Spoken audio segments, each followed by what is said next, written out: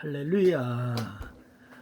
오늘은 고린도후서 5장 13절로 16절 말씀을 본문으로 함께 은혜를 나누려고 합니다.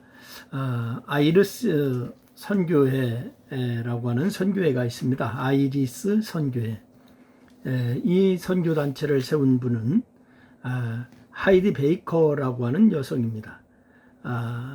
그녀는 영국의 망명 높은 대학에서 그렇게 박사학위를 받았지만은 지구상에서 가장 가난한 나라에 가서 가장 가능성 없어 보이는 사람들과 함께 복음을 전하였습니다. 그래서 하이디가 7천여 교회를 세우고 수천여 고아를 돌보는 동안에 얼마나 많은 어려움이 있었는지 우리는 짐작할 수조차 없을 것입니다. 무엇이 미모를 겸비한 백인 지성인으로 하여금 이렇게 아프리카의 생명의 어머니가 되었을까? 그래서 이 하이드는 자신을 강권하신 그리스도의 사랑 때문이다 라고 이렇게 고백합니다. 그리스도의 사랑이 강권하실 때 그 흘리신 보혈로 인해서 치유와 복을 누린다 라고 이렇게 말합니다.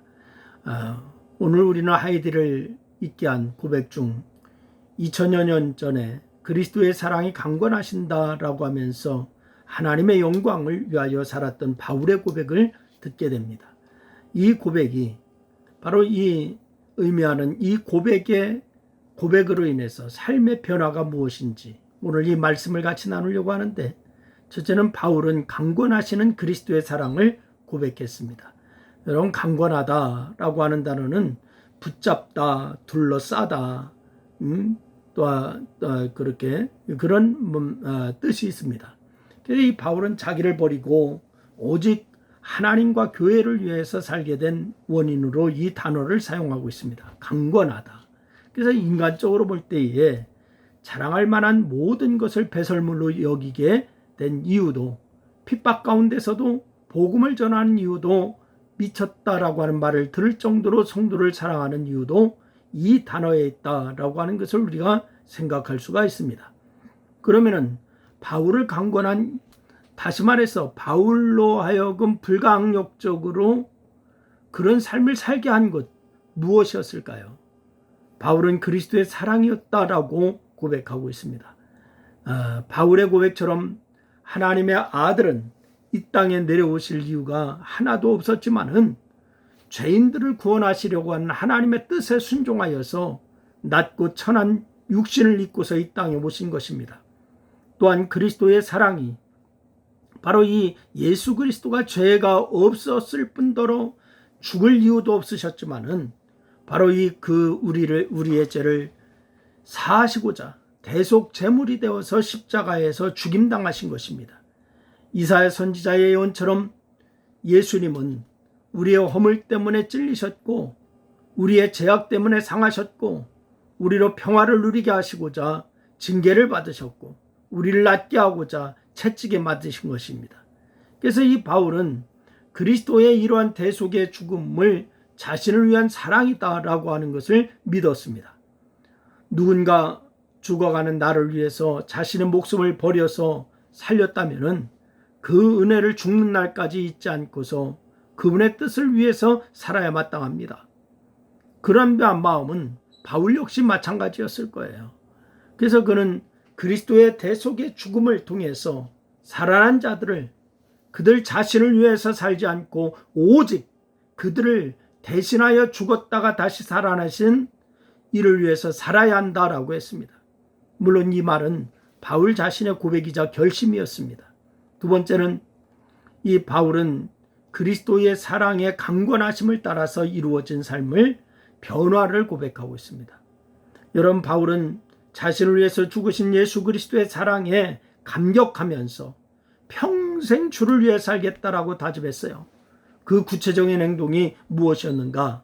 우선 오늘 본문 16절 말씀해 보니까 우리가 이제부터는 어떤 사람도 육신을 따라 알지 아니하노라. 비록 우리가 그리스도도 육신을 따라 알았으나 이제부터 그같이 알지 아니하노라 라고 이렇게 말하고 있습니다.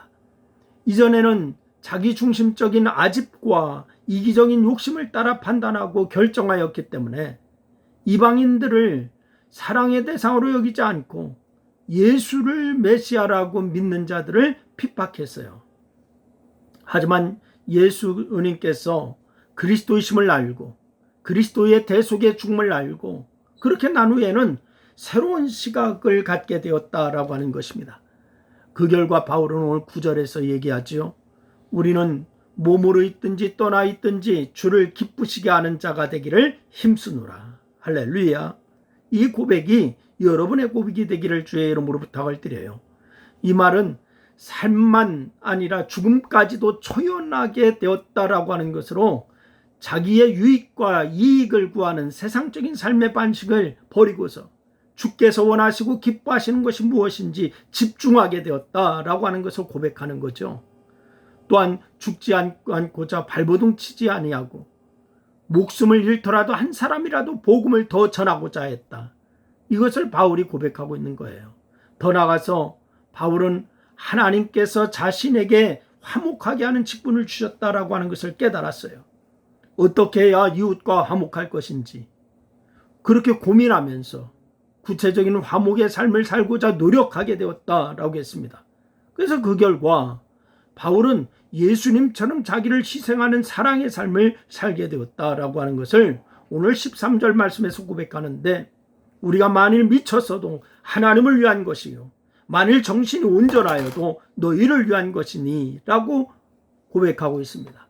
이처럼 바울은 언제나 교회와 성도를 위해서 살았을 뿐만이 아니라 아직도 화목의 은혜를 모르는 자들에게 십자가로 화목하게 하신 그리스도를 전하는 일에 최선을 다했습니다. 어떻게 바울과 같이 살 수 있을까요? 어떻게 하이디와 같이 살 수가 있을까요? 그리스도의 사랑이 여러분을 강권하시면 그렇게 살 수가 있을 줄로 믿습니다. 그것은 바로 은혜로 주어지는 것이지만 동시에 믿음으로 십자가의 은혜를 받아야만 그렇게 믿음으로 그것을 고백할 수가 있는 것입니다. 그런 믿음의 고백이 있어서 바울처럼 하이디처럼 강권하시는 주의 사랑으로 사는 여러분 모두가 다 될 수 있기를 주의 이름으로 축원합니다. 기도하겠습니다. 하나님 아버지 고맙습니다. 우리를 강권하시는 하나님의 사랑을 우리가 늘 은혜 가운데 실천하며 살 수 있는 성도가 되게 도와 주옵소서. 예수님의 이름으로 기도했습니다. 아멘.